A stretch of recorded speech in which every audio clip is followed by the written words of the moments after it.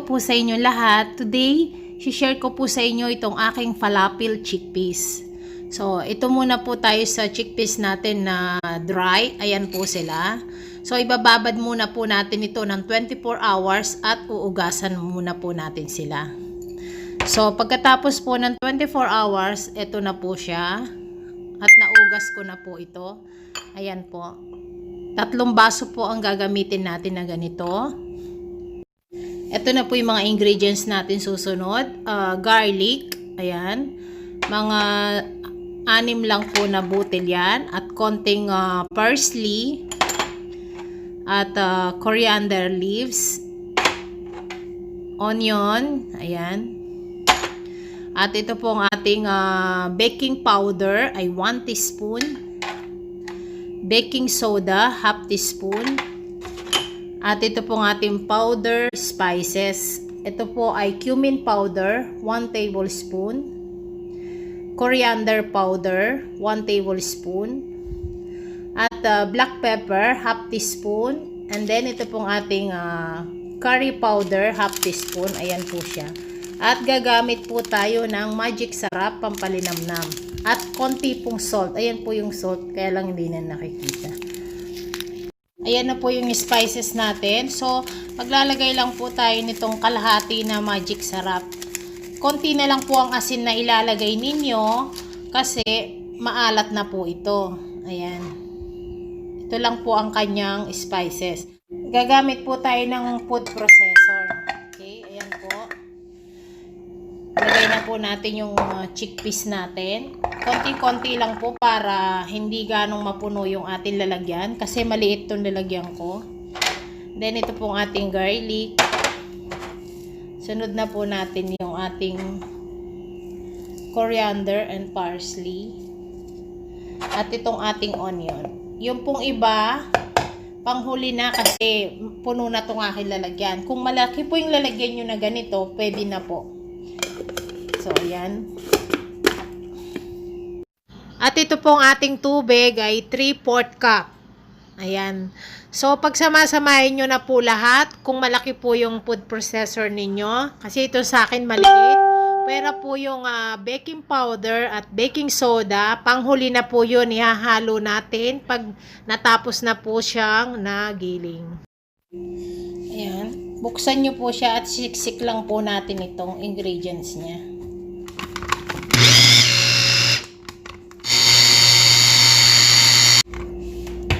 Ito na po siya. Ayan na po yung kanyang texture. Ayan po ang kanyang texture. Pag ganito na, pwede na po ito.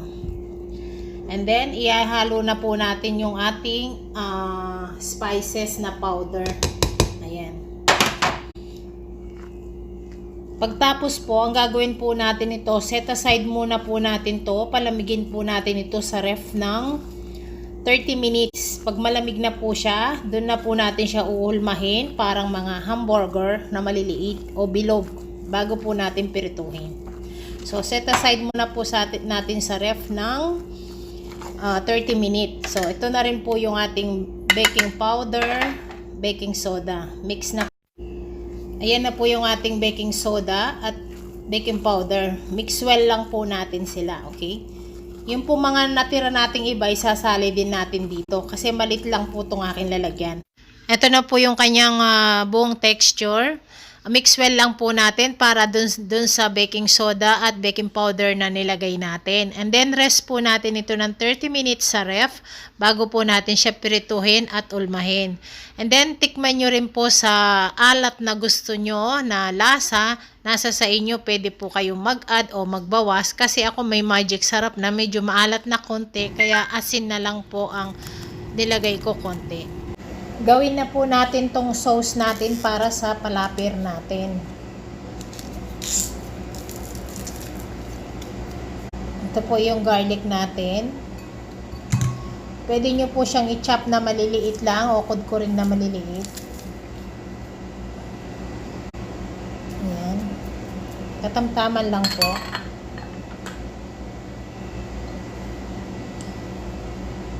And then ito pong ating tahini. Ayan po yung pangalan niya. Nabibili po ito sa mga supermarket. Ayan po yung name niya, tahini. So, ito po yung lalagay natin. Okay. Half cup.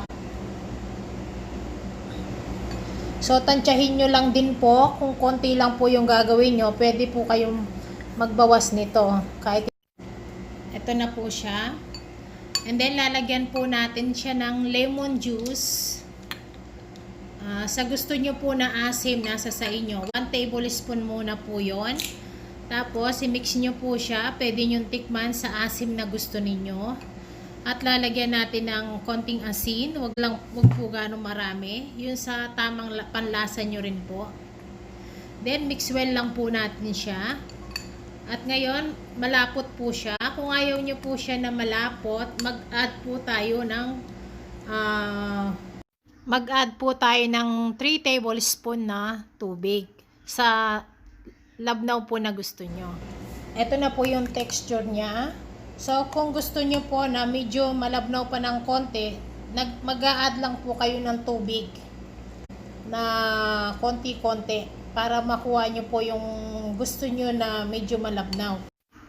At mag-add po tayo ng yogurt plain, 3 tablespoon. Ayan po, pampasarap din po ito. Yogurt plain po.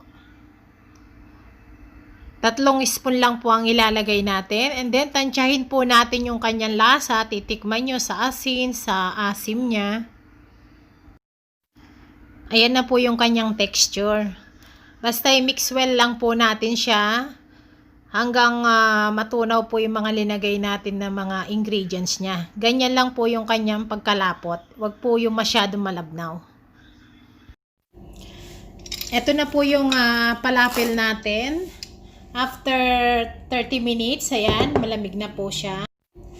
Gagamit po tayo ng ganito, yung para pong panghulma ng pulburon. 'Di ba meron pong ganyan sa atin? Nabili ko lang po to sa Pinas, yan oh. Ganyan din po yung pinanggagawa nila dito. Gaganituhin lang po nila ito. At kung marami man po kayong gawa, pwede nyo pong i-freezer at ilagay sa rep. Pag gusto nyo, magluto na lang po kayo. Mamaya pakita ko po sa inyo. Ayan no. Kamayin ko na po, malinis naman ang kamay ko. Ayan po siya. Ayan. So kung gusto nyo rin po, kung wala po kayong ganito, pwede pong bilugin nyo na lang po sa kamay ninyo ng paganyan. Ayan. Then i-flat nyo po ng konti para siyang hamburger na maliit. Ayan. Okay, so naka-preheated na po dapat yung oil natin ng medium. So pirituhin na po natin. Ayan po yung oil natin, naka-medium heat na po yan siya. So ngayon mag-start na po tayo.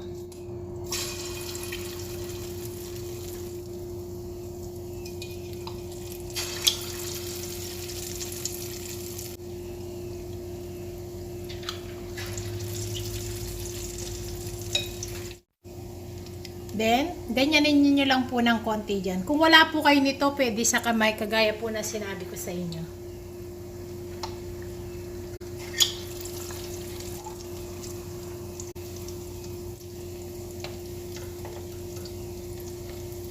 Ito na po siya, oh. Ayan na po yung palapil natin. So, kulang pa po ito sa luto. Ito po, pakita ko po sa inyo yung sa kamay. Ganyanin nyo lang po. Bilugin siya, then flat nyo lang po siya ng konti na ganyan. Ayan. Para lang po tayong gumagawa ng maruya. Then lagay na po natin doon. Kung gusto nyo naman pong pabilog, ayan, bilugin nyo po siya sa kamay nyo ganyan. Pwede rin po. Ayan po, pabilog siya.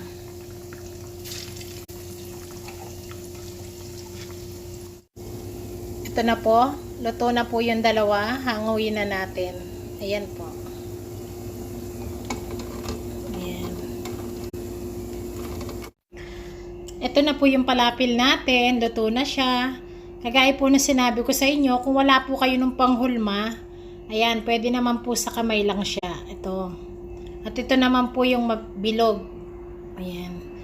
So, ngayon, ito po yung kanyang sauce. Pakita ko na po sa inyo yung kanyang loob. Ito. Ayan po. Malambot po yung loob niya at crunchy po yung kanyang labas. Ito po. Ito yun po yung kanyang sauce. Tikman natin siya. Ayan. Ang sarap po niya. Subukan niyo. At ito po yung bilog. Ayan. At ito pong natira, ilalagay natin ito sa nagyayelo. So, arrange muna po natin silang ganyan hanggang tumigas sila sa ice. Tapos, ilalagay natin sila sa plastic kapag gusto nyo magluto. Meron na kayo naka-ready. So, ito po. Kalalabas lang po yan sa ref. Ayan, matigas na ho sila. So, pwede na ho natin ilagay yan sa plastic pag-atihin natin. Pag gusto nyo magluto, direct nyo na lang ito sa mainit na mantika. Yan, ganyan lang po. Ito po, yan. Nasa plastic na sila. Then, wag nyo lang po silang pagpatupatungin. Ganito ho. Ayan. Then, lagay nyo po sila sa ref pag gusto nyo magluto. Kagaya na sinabi ko. Ayan. May naka-ready na po kayo. Salamat po.